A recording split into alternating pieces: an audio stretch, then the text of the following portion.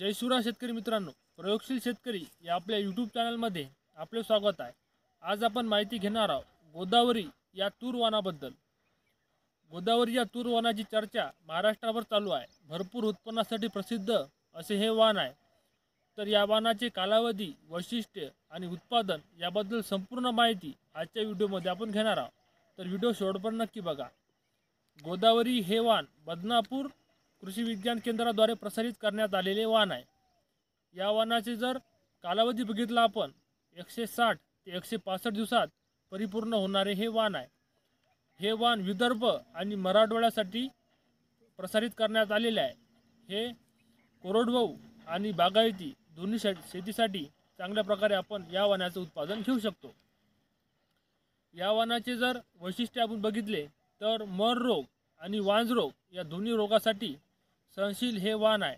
सध्या मर रोगामुळे तुरीचे भरपूर नुकसान होत आहे, तर गोदावरी हे वाण मर रोगासाठी सहनशील असे वाण आहे आणि वांज रोगासाठी सहनशील असे वाण आहे।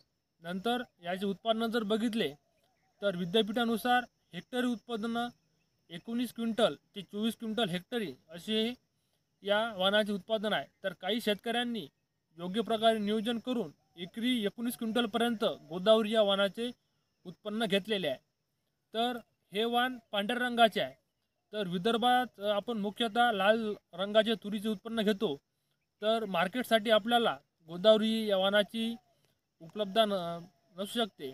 तर गोदावरी हे वाणाऐवजी आपण आणखी अंकुरचे चारू असेल विविध वाण आपण वापरू शकतो।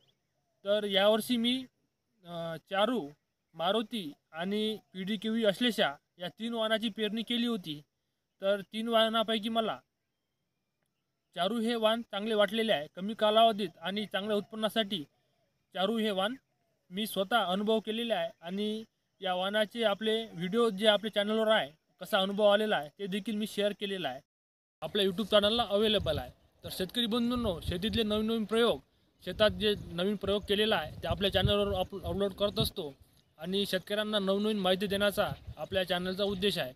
यावर्षी तुरीचे संपूर्ण नियोजन, छाटणी आणि योग्य फवारणी व्यवस्थापनासाठी आपल्या पेजला फॉलो करा, आपल्यासोबत जोडून राहा आणि अशा शेतीविषयक नवनवीन माहितीसाठी आपल्या चॅनलला सबस्क्राईब करा।